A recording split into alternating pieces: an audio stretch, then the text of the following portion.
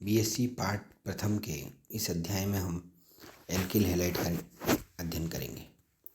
यदि एल्केन में हाइड्रोजन परमाणु का प्रतिस्थापन करके हैलोजन परमाणु लगा दिया जाए तो बनने वाले यौगिक एल्किल हैलाइड कहलाते हैं। इसके निर्माण की विधियां किस आधार पर एल्किल हैलाइड का निर्माण होता है।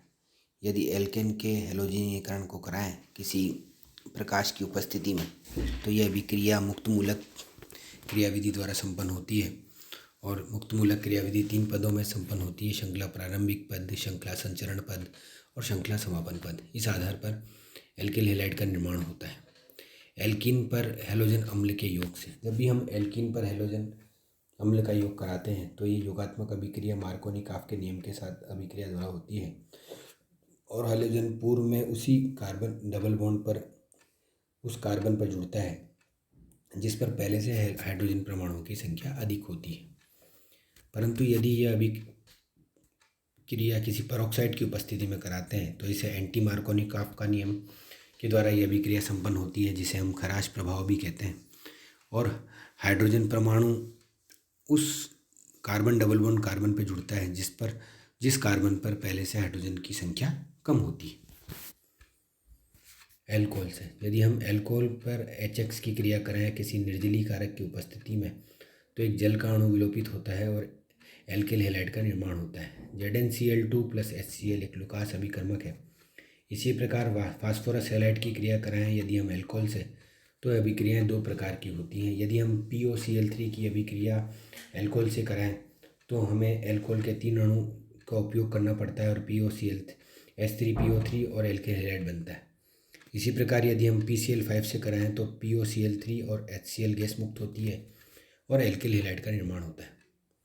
डार्जन प्रक्रम SOCl2 से किसी एल्कोहल की क्रिया कराएं तो हम देखते हैं कि सल्फोनिल क्लोराइड सर्वप्रथम HCl का विलोपन करता है और SOCl ऑक्सीजन के साथ जुड़कर एक यौगिक बनाता है जो कि बाद में एल्किल हैलाइड में परिवर्तित हो जाता है और रेसिड्यू गैस मुक्त होती है।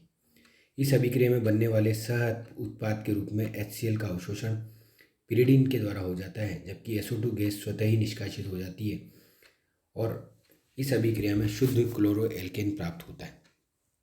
हुंसडीकर अभिक्रिया यदि हम सिल्वर एसीटेट की क्रिया ब्रोमीन और कार्बन टेट्राक्लोराइड की उपस्थिति में कराएं तो हम देखते हैं कि प्योर H एल्किल या RBr प्राप्त होता है, CO2 गैस निकलती है और AgBr का अवक्षय प्राप्त होता है। इस अभिक्रिया में कार्बन टेट्राक्लोराइड के माध्यम में से कार्बोक्सिलिक अम्ल के सिल्वर लवण को ब्रोमीन से क्रिया कराते हैं जिससे शुद्ध ब्रोमो एल्केन प्राप्त होते हैं।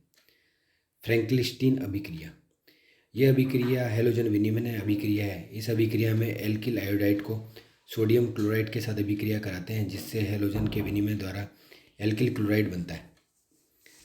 जब भी हम इनके एल्किल हैलाइड के भौतिक गुणों का अध्ययन करते हैं तो हम ये पाते हैं कि ये रंगहीन गंधहीन द्रव के रूप में पाए जाते हैं। ये जल में विलय नहीं होते परंतु कार्बनिक विलायकों में आसानी से घुल जाते हैं। एल्किल हैलाइडों की प्रवृत्ति ध्रुवीय होती है, अतः अणुओं के मध्य में द्विध्रुव आकर्षण बल पाए जाते हैं और इन आकर्षण बलों के कारण अणु परस्पर संगुणित हो जाते हैं। इसी कारण एल्किल हैलाइडों के गलनांक व कथनांक एल्केन से अधिक हो जाते हैं। इसके रासायनिक गुणों को जब हम अध्ययन करते हैं तो इसकी रासायनिक गुणों में 2 प्रकार की अभिक्रियाएँ होती हैं: SN1 अभिक्रिया और SN2 अभिक्रिया, जिसका अध्ययन हम इसी अध्याय में बाद में करेंगे। जब भी हम जलीय KOH से क्रिया कराएं एक्वस KOH से एल्किल हैलाइड की तो हम देखते हैं कि जल का या KX विलोपन होता है और एल्कोहल बनता है। इसी प्रकार NaCN से क्रिया कराने पर RCN और NX का विलोपन होता है।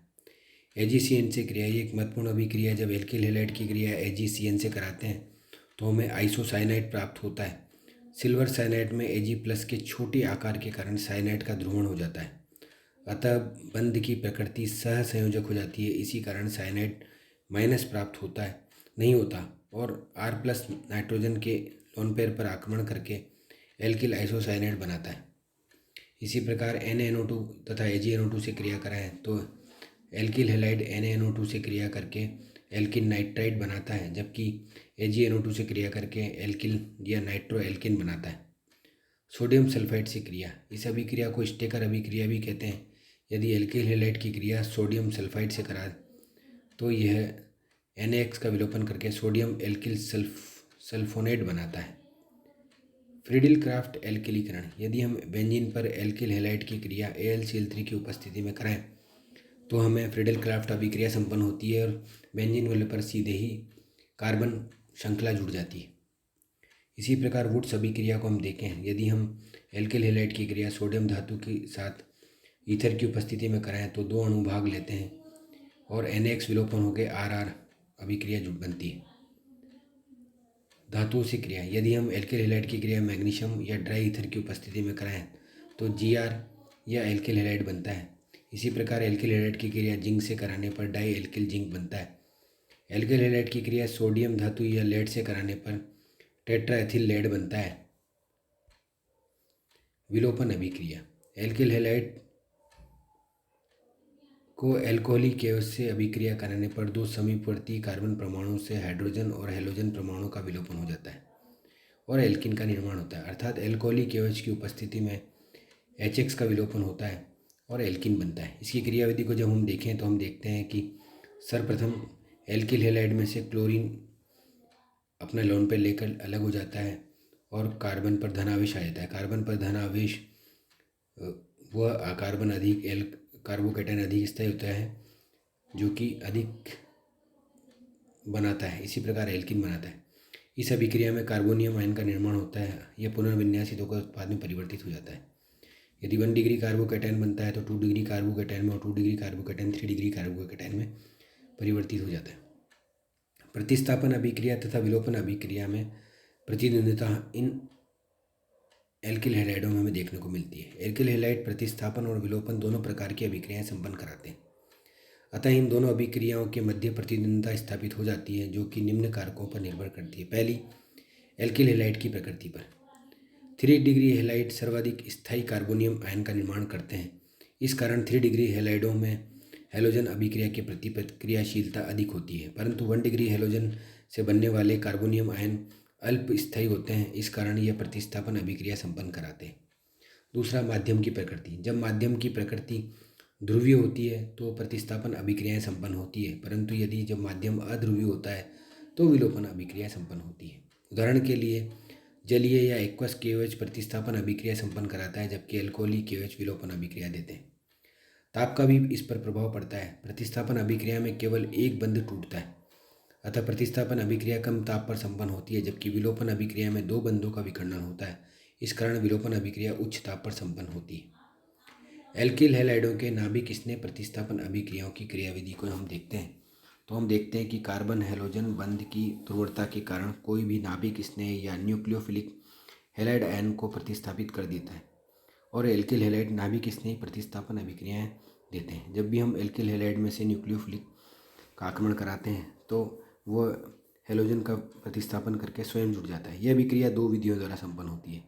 एक अणु या यूनिमोलिकुलर SN1 अभिक्रिया और 2 अणु बाईमोलिकुलर या SN2 अभिक्रिया। इसका अध्ययन हम पूर्व के अपने अध्याय में कर चुके हैं जिसमें रासायनिक अभिक्रियाओं का अध्ययन किया गया था। पुनः एक बार इसका अध्ययन एल्किल हैलाइड में किया जा रहा है। एक अणु SN1 क्रियाविधि। यह अभिक्रिया 2 पदों में संपन्न होती है। पहले पद में एल्किल हैलाइड अणु धीरे धीरे आयनीकरण होता है और कार्बोकेटायन का निर्माण होता है, जबकि दूसरे पद में कार्बोकेटायन तीव्र गति से नाभिक स्नेह से संयुक्त होकर प्रतिस्थापन उत्पाद बनाता है। इस अभिक्रिया को जब भी हम देखते हैं तो सर्वप्रथम पहली पद में एक मंद अभिक्रिया होती है, कार्बोकेटायन बनता है और न्यूक्लियोफाइल जब भी कार्बोकेटायन से जुड़ता है तो वो 2 तरीके से जुड़ सकता है, आगे से और पीछे से, और 2 प्रकार के उत्पाद का निर्माण होता है। इनके मंद अथवा वेग निर्धारण पद में क्रियाकारक का एक अणु उपस्थित होता है, अतः इस अभिक्रिया को SN1 अभिक्रिया भी कहते हैं। चूँकि SN1 अभिक्रिया 2 पदों में संपन्न होती है अतः इसका ऊर्जा अवस्था चित्र निम्न प्रकार होता है। सर्वप्रथम TS1 यौगिक प्राप्त होता है और उसके पश्चात TS1 और TS2 के मध्य की अवस्था कार्बोकेटायन अवस्था और अंत में 2 उत्पाद प्राप्त होते हैं। SN1 अभिक्रिया के वेग निर्धारण पद में कार्बोकेटायन बनता है जो कि कार्बोकेटायन को स्थायीकृत करेंगे, वह इस अभिक्रिया में वेग बढ़ाने में सहायक होंगे। यदि हम methyl chloride, ethyl chloride, propyl chloride या ब्यूटिल क्लोराइड का अध्ययन करें तो अब SN1 अभिक्रिया में जो हमें धनायन प्राप्त होंगे वो अलग अलग तरह के 1 डिग्री 2 डिग्री 3 डिग्री तो कार्बोकेटाइन बनेंगे। हम जानते हैं कि प्रेरण तथा हाइपर कॉन्जुगेशन प्रभाव के कारण कार्बोकेटाइन का स्थायित्व बढ़ जाता है। अतः 3 डिग्री कार्बोकेटाइन 2 डिग्री से 2 डिग्री 1 डिग्री से और CH3 पर कार्बोकेटाइन सबसे कम स्थायी होते हैं। अतः उपयुक्त श्रेणी के कार्बोकेटाइन बढ़ते हुए स्थायित्व क्रम का निम्न होगा और SN1 अभिक्रिया बढ़ती होती है। कार्बोकेटाइन का स्थायित्व बढ़ता जाता है तो SN1 की क्रियाशीलता भी बढ़ जाती है। 3 डिग्री कार्बोकेटाइन के अत्यधिक स्थायित्व के कारण सामान्य अवस्था इतना आयनिक अवस्था में रहता है, अतः AgNO3 के साथ AgCl का अवक्षेप बना देता है, जबकि अन्य हैलाइड द्वितीय या तृतीय AgNO3 के साथ अवक्षेप नहीं बनाते। यहाँ एक बात और स्मरण रखने की है कि धनावेश के संयुग्मन में कोई द्विबंध हो तो भी वह अनुनाद द्वारा स्थायी हो जाता है। यदि हम एलिल कार्बोकेटाइन का अनुनादी संरचना को देखें तो हम देखते हैं कि डबल बॉन्ड कार्बोकेटाइन के साथ अनुनाद में होता है और 2 अनुनादी संरचनाएं बनती हैं। उसी प्रकार बेंजिल कार्बोकेटाइन में भी वो धनायन बेंजिल वलय पर अनुनादी संरचनाओं का निर्माण करता है। उपयुक्त अनुनादी संरचनाओं के कारण एलिल व बेंजिल कार्बोकेटाइन से भी अधिक स्थायी होता है। यही कारण है कि एलिल तथा बेंजिल तृतीयक ब्यूटिल हैलाइडों से भी अधिक स्थायी होते हैं। यह एक और विशेष बात है कि यदि किसी हैलाइड में हैलोजन परमाणु के संयुग्मन से द्विबंध है तो हैलोजन परमाणु का अबंधी इलेक्ट्रॉन अनुनाद में भाग लेता है और उसका कार्बोकेटाइन बनना ही कठिन हो जाता है। उदाहरण के लिए वाइनिल क्लोराइड और क्लोरोबेंजीन का हम देखें तो हम देखते हैं कि वाइनिल क्लोराइड में उपस्थित क्लोरीन का अपना लोन पेयर देकर ध्रुवित अणु का निर्माण करता है। उसी प्रकार बेंजीन वलय पर क्लोरोबेंजीन में उपस्थित क्लोरीन में उपस्थित इलेक्ट्रॉन बेंजीन वलय को दिए जाते हैं और बेंजीन वलय ऋणावेश अनुनाद के कारण, चूँकि इन संरचनाओं में हैलोजन परमाणु धनावेशित हो रहा है, अतः इसका आयनित होकर कार्बोकेटाइन बनना कठिन है। ये कारण है कि ये दोनों यौगिक नाभिक स्नेह के प्रति उदासीन रहते हैं और इनकी क्रियाशीलता मेथिल क्लोराइड से भी कम